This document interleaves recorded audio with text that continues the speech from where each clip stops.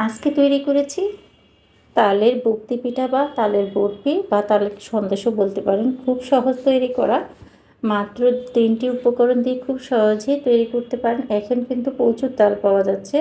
তাল পিউরি সংগ্রহ করে কিন্তু আপনি সংরক্ষণ করতে পারেন প্রায় বছরের মতো। আর চাইলে কাঁচা তালও পিউরিটা বের করে সংরক্ষণ করতে পারেন। চাইলে আবার ঘন করেও চাল দিয়ে ডিপ ফ্রিজে রেখে দিতে পারেন। সারা বছর এই ধরনের পিঠা তৈরি করে খেতে পারেন। আর এই পিঠাগুলো তৈরি করে রাখার পর কয়েকদিন রেখে খেতে পারবেন, অসম্ভব মজা হয়। চলুন তাহলে আমি রেসিপিটা শেয়ার করি। প্রথমে আমি চালের গুঁড়ো নিয়েছি 1 কাপ। এখানে চালের গুঁড়ো করে নেড়ে ছেড়ে একটু ভেজে নেব যতক্ষণ পর্যন্ত ধোঁয়া ওঠা শুরু না করবে, একদম ঝরঝরা হয়ে যাবে, তার একদম কাঁচা ভাবটা দূর হয়ে যাবে, সুন্দর একটা ফ্লেভার ছড়াবে, তখন চুলাটা অফ করে নামিয়ে নেবেন। এভাবে নেড়ে ছেড়ে কিছুক্ষণ নেড়ে ছেড়ে আমি চালের গুঁড়োকে ভেজে নিয়েছি। এটা চালের গুঁড়োকে কাঁচা ভাব দূর করার পরে ভেজে নিলে আর বকতি পিঠাতে তখন কাঁচা কাঁচা ভাব থাকবে না।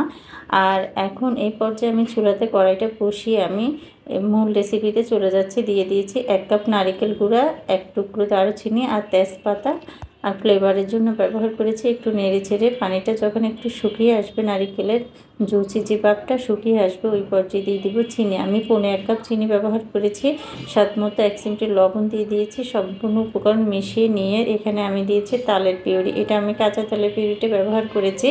এই পিউরিটা একদম ঘন করে পানিটা ঝরিয়ে নিয়ে ঘন তালটা ব্যবহার করেছি, যেহেতু এটা অনেকটাই শুকনো থাকবে বরফির মতো। পানি থাকলে এটা কিন্তু শুকাতে চাইবে না, মানে একটু নরম নরম ভাব চলে আসবে। সম্পূর্ণ সবগুলো উপকরণ মিশিয়ে নিয়ে চিনিটা গলে আসার পরে আমি যে চালের গুঁড়োগুলোকে ভেজে রেখেছি ওইগুলোকে দিয়ে নেড়ে চেড়ে সবগুলো উপকরণ মিশিয়ে নেওয়ার পরে দিয়ে দিয়েছি 2 টেবিল চামচ ঘিটা দিলে বরফিটা সুন্দর একটা ফ্লেভার ছড়াবে, খেতেও ভালো লাগে। আর নারকেল থেকে অনেকগুলো তেল উঠে আসবে, যেহেতু নারকেল দেওয়া, প্রচুর পরিমাণ নারকেল দেওয়া আছে। দেখেন 1 কাপ চালের গুঁড়া থেকে আমার এগুলো রয়ে গেছে 1.5 কাপের মতো চালের গুঁড়ো আমার লেগেছে। এরকম দিয়ে নেড়ে চেড়ে কিছুক্ষণ মিডিয়াম টু লোয়ে রেখে নেড়ে চেড়ে যখন একদম তেলটা ছেড়ে আসবে, কড়াই থেকে উঠে একদম আলাদা হয়ে ঝরঝরে হয়ে যাবে, ওই পর্যায়ে নামিয়ে ঠান্ডা করে একটা ট্রেতে সেট করে নিব। গরম থাকা অবস্থায় সেট করে আপনার পছন্দ অনুযায়ী ডিজাইন করে কেটে নিতে পারেন। আরও কিছুক্ষণ নেড়ে চেড়ে অনেকক্ষণ নেড়ে চেড়ে আমি একদম শুকিয়ে নিয়েছি। আর একটা প্লেটে নিয়ে ঠান্ডা হওয়ার আগে কিন্তু ওই সমান স্কোয়ার শেপ করে আমি মানে ডিজাইন মানে চেপে একদম বরফির মতো কেটে নিব। আপনারা চাইলে সাসি করেও ডিজাইন করে আপনি সন্দেশগুলো তৈরি করতে পারেন। এগুলো সন্দেশের মতো, যে ডালের সন্দেশটা আমরা যেভাবে করি গরম থাকায় অবস্থায় সেট করে নেবেন, না হলে কিন্তু ঠান্ডা হয়ে গেলে আপনার পিসটা কেটে নিতে অসুবিধা হবে। আর একদম খেয়াল রাখবেন তালে কোনো প্রকার জুস ভাব, মানে পানিটা একটু ঘন তাল হয়, পানিটা কম থাকে, তখন আপনার বরফিটা ভালো থাকবে।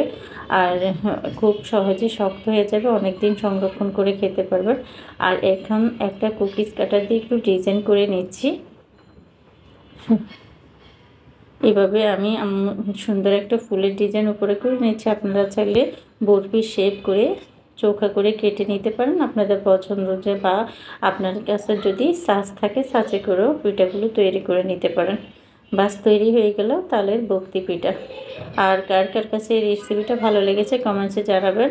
আর যারা এখনও তৈরি করে খাননি, অবশ্যই তালের এই ব্যতিক্রমধর্মী রেসিপিটা একবার বাসায় তৈরি করে পরিবেশন করবেন বিকেলে চায়ের সাথে কিংবা বাচ্চাদের টিফিনেও। আশা করছি সবার কাছে রেসিপিটা ভালো লাগবে। দেখতে যেমন সুন্দর হয়েছে, খেতে তার চেয়ে বেশি মজা হয়েছে। আর দেখেন একদম সামনে থেকে দেখিয়ে দিচ্ছি, এরকম আমি ছোট ছোট পিস করে কেটে নিয়েছি। সবাইকে ধন্যবাদ জানিয়ে শেষ করলাম আমার আজকের আয়োজন। আবার দেখা হবে অন্য কোনো দিন অন্য কোনো সহজ রেসিপি নিয়ে। আল্লাহ হাফেজ।